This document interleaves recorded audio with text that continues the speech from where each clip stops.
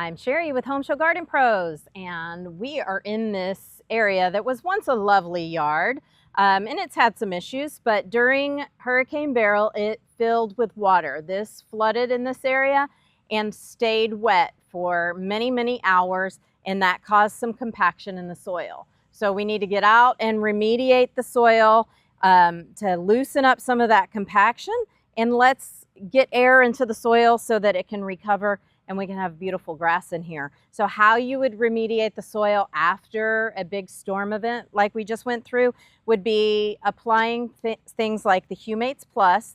I call Humates Plus and Super Seaweed the dynamic duo. These products were created just for this, to improve the soils so that we can have better success growing our lawns and our landscapes.